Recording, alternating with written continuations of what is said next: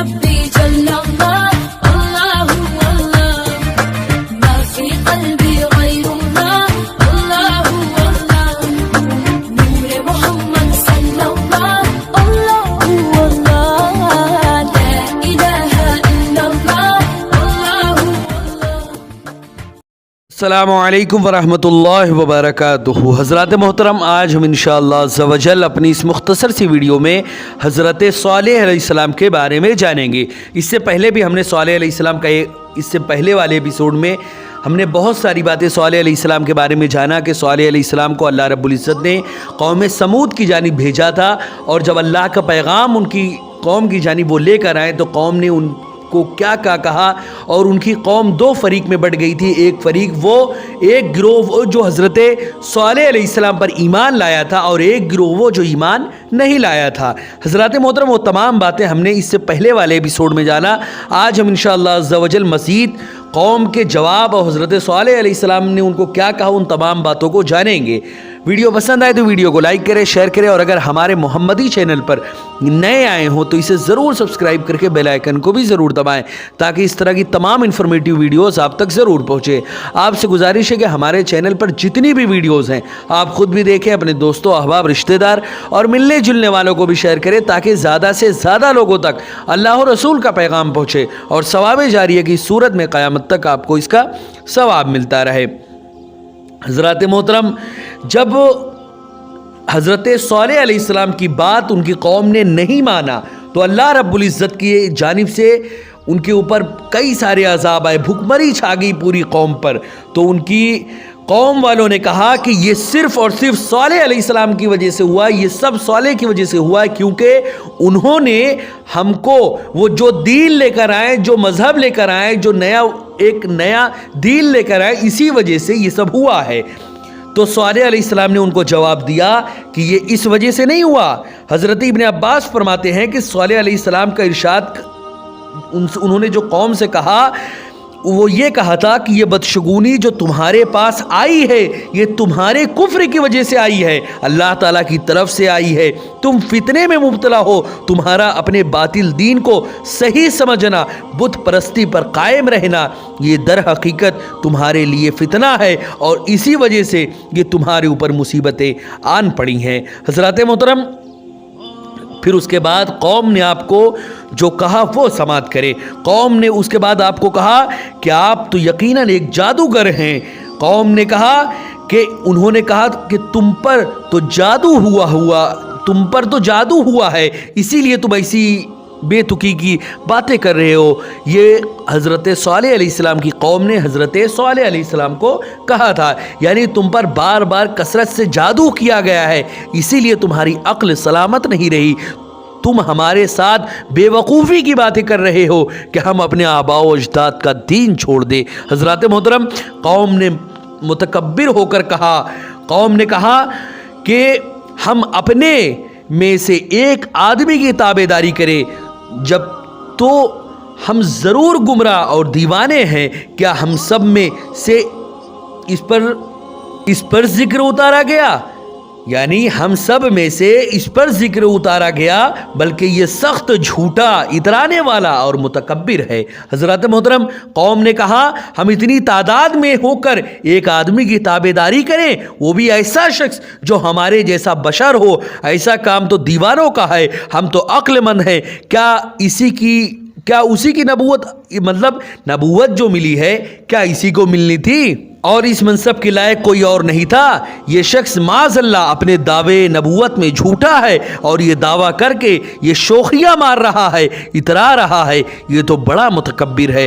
رب تعالیٰ نے ان کے رد کرتے ہوئے فرمایا، بہت جلد کل جان جائیں گے کون تھا بڑا جھوٹا اترانے والا۔ حضرات محترم، یعنی یہ قوم جب دنیا و آخرت میں عذاب میں مبتلا ہوگی تو پھر انہیں پتہ چل جائے گا کہ کون جھوٹا اور باطل راہ پر ضد اور اناد کی وجہ سے قائم رہ کر کون تکبر کر رہا تھا۔ یہ لوگ ضرور جان جائیں گے بہت جلد۔ حضرات محترم، اس کے بعد قوم نے صالح علیہ السلام سے کہا کہ اگر تم یہی کہتے ہو کہ تم نبی ہو اللہ کی جانب سے، تو اس سے پہلے جو نبی آئے انہوں نے اپنی قوم کی جانب معجزات دکھائے، اپنے قوم کو معجزات دکھائے، तुम भी हमारे लिए कोई मौजज़ा लेकर आओ। जब कौम ने हज़रत सालेह अलैहिस्सलाम से मौजज़ा का तलब किया, जिसका जिक्र अल्लाह रब्बुल इज़्ज़त ने सूरह शुअरा में कुछ यूँ फरमाया कि तुम तो हमें जैसे आदमी हो, यानी तुम जो हो वो तो हम ही जैसे हो, तो कोई निशान लाओ अगर तुम सच्चे हो। आपने कहा ये ऊँटनी है, एक दिन इसके पीने की बारी है और एक दिन मुअय्यन तुम्हारी बारी, और इसे बुराई के साथ ना छुओ कि तुम्हें बड़े दिन का अजाब आ जाए। हज़रात मोहतरम, अल्लाह रब्बुल इज़्ज़त ने हज़रत सालेह अलैहिस्सलाम को जो मौजज़ा अता फ़रमाया था वो एक ऊँटनी की सूरत में अता फ़रमाया था। उसका पूरा किस्सा, पूरा वाक़या कुछ यूँ है कि कौम आद के बाद अल्लाह रब्बुल इज़्ज़त ने कौम समूद को आबाद किया, उनको लंबी लंबी उम्रें अता की। वो पहाड़ों में बड़ी बड़ी महारत से, कारीगरी से तराश तराश कर घर बनाते। रब ताला ने उनको खुशहाल बनाया, माली वसाअत अता की, तो उन्होंने अल्लाह रब्बुल इज़्ज़त की नाफरमानी शुरू कर दी और ज़मीन में फसाद बरपा शुरू कर दिया। तो अल्लाह ताला ने उनकी तरफ सालेह अलैहिस्सलाम को भेजा, जो उनके कबीले के अशराफ यानी सरदार कबीला से थे। आप अलैहिस्सलाम ने उन्हें डराया, उन्होंने आप अलैहिस्सलाम से निशानी तलब की, तो आपने फरमाया तुम कौन सी निशानी तलब करते हो? उन्होंने कहा तुम हमारे साथ हमारी ईद के प्रोग्रामों के लिए शहर से बाहर हमारे साथ चलना, हम अपने माबूदों से दुआ करेंगे, तुम अपने माबूद से दुआ करना, जिसकी दुआ कबूल हो गई दूसरे उसके ताबेदारी करेंगे। हज़रत सालेह अलैहिस्सलाम के साथ शहर से बाहर वो लोग सालेह अलैहिस्सलाम उनके साथ तशरीफ़ ले गए। उन्होंने अपने बुतों से दुआ की जो कबूल ना हो सकी। उनके बाद एक सरदार जंदा बिन अमर ने एक अकेली चट्टान की तरफ इशारा किया, जिसका नाम काफिया था। उसने कहा इस चट्टान से एक ऊँटनी तुम बाहर निकालो, लेकिन वो ऐसी वैसी ऊँटनी ना हो, वो ऊँटनी हामिला हो। अगर तुमने ऐसा कर दिया तो हम तुम्हारी तस्दीक कर लेंगे। बताओ एक पत्थर के अंदर से कैसे ऊँटनी निकल सकती है? लेकिन नबी जो होता है वो अल्लाह रब्बुल इज़्ज़त की जानिब से भेजा हुआ होता है। वो रसूल ऐसा होता है कि अल्लाह रब्बुल इज़्ज़त उसके हाथों में वो ताकत देता है कि अल्लाह के हुक्म से अगर वो किसी भी चीज़ का हुक्म दे वो चीज़ होती हुई नजर आए। इसी का नाम तो मौजज़ा है। उनसे जब उन्होंने कहा कि इस पहाड़ से तुम एक ऊँटनी निकालो, इस पत्थर से एक ऊँटनी निकालो, लेकिन वो ऐसी ऊँटनी हो जो कि हामिला हो, अगर तुमने ऐसा कर दिया तो हम तुम्हारी तस्दीक करेंगे। हज़रत सालेह अलैहिस्सलाम ने उन्हें कहा अगर मैं ऐसा करूं तो क्या तुम ज़रूर ईमान लाओगे? उन्होंने कहा हाँ। तो आप अलैहिस्सलाम ने नवाफिल अदा किए और रब ताला से दुआ की। अल्लाह अज़्ज़ा व जल ने आपकी दुआ को शर्फ़ कबूलियत बख्शा। हज़रात मोहतरम, फिर हुआ ये कि वो लोग देख रहे थे कि पहाड़ी चट्टान में बिल्कुल वही कैफियत पैदा हुई जिस तरह किसी जानवर पर पैदाइश के वक्त होती है, दर्द की वजह से कराहना, इस्तराब वगैरह, यहाँ तक कि उनके सामने वो चट्टान फटी, उससे हामिला ऊँटनी पैदा हुई जिसके जिस्म पर ऊन थी, पेड़ बड़ा था। आपका मौजज़ा देखकर जंदा बिन अमर और उसके साथ चंद और लोगों ने ईमान कबूल कर लिया। बाकी लोगों को ईमान लाने से जो था, बाकी जो लोग थे वो लोग यानी जो वहाँ पे बाकी लोग थे जिनका नाम जवाब बिन अमर और अहबाब और रुबाब बिन समार ने मना कर दिया कि तुम लोग ईमान मत लाना। यही दोनों शख्स उनके बुतों पर मुकर्रर थे, यानी बुत खाना की ये लोग नाजिम थे। और तीसरा शख्स यानी रबाब बिन समार एक काहिन था। उन लोगों के सामने ही ऊँटनी ने बच्चा जना जो उसी ऊँटनी जितना था।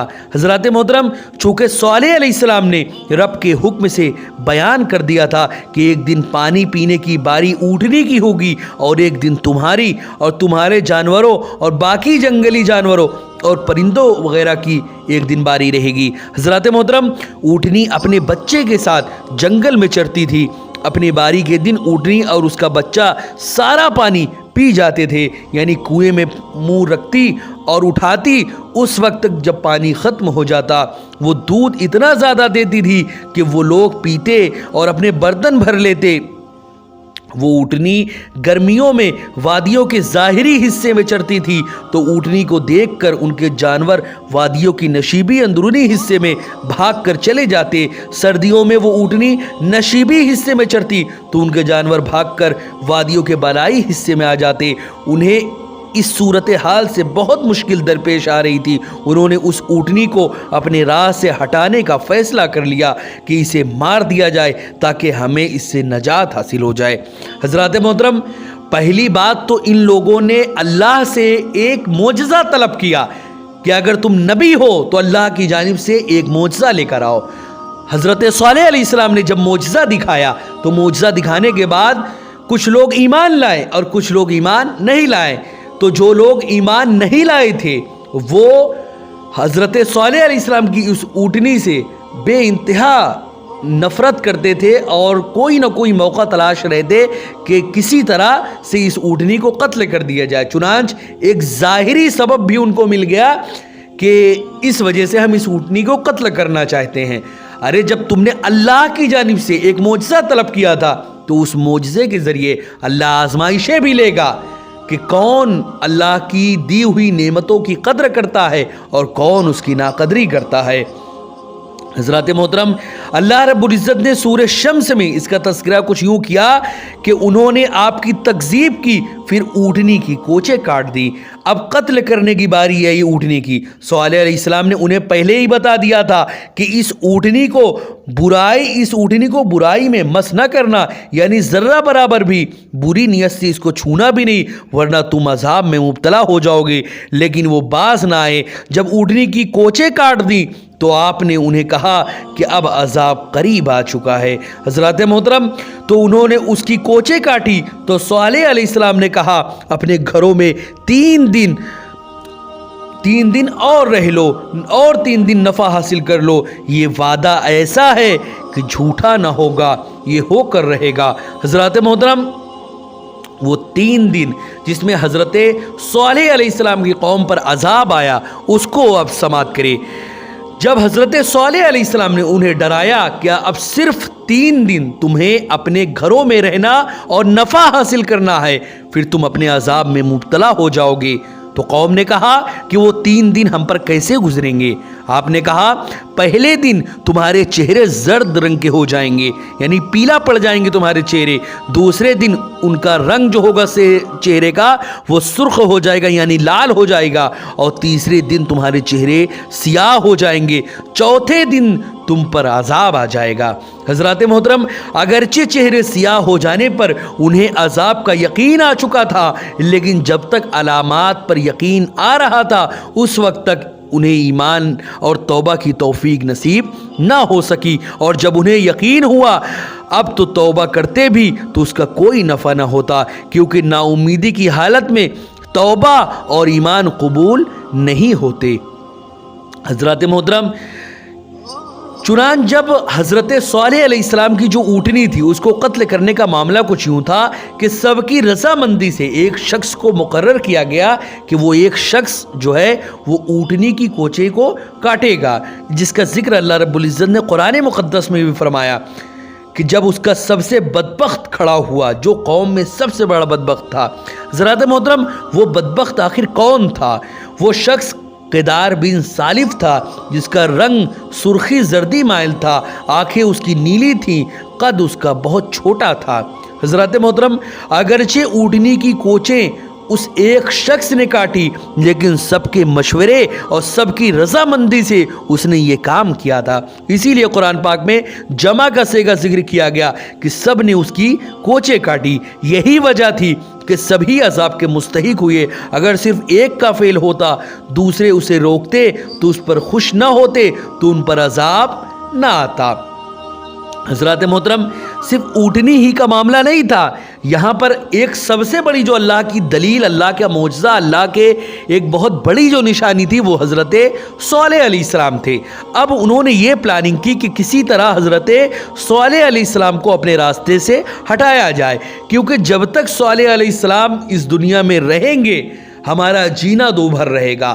ہم اپنے بتوں کی پرستش نہیں کر سکتے، ہم اپنے ان معبودان باطل جن کا کوئی وجود نہیں، جن کو ہم خود اپنے ہاتھوں سے بناتے ہیں، انہی بتوں کی پوجا کرنے سے صالح ہم کو بار بار روکتے رہیں گے۔ اگر ہم اپنے بتوں کی آزادانہ طور پر ہم پوجا کرنا چاہتے ہیں تو سب سے پہلے حضرت صالح علیہ السلام کو ہم کو اپنے راستے سے ہٹانا پڑے گا۔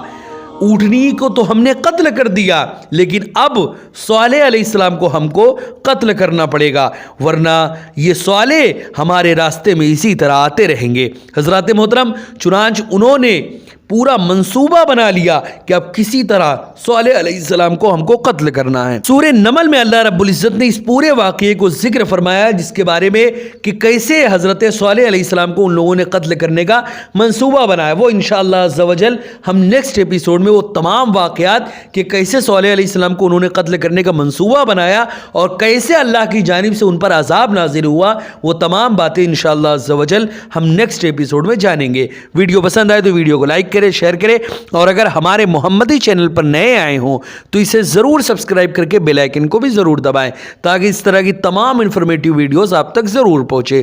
السلام علیکم ورحمۃ اللہ وبرکاتہ۔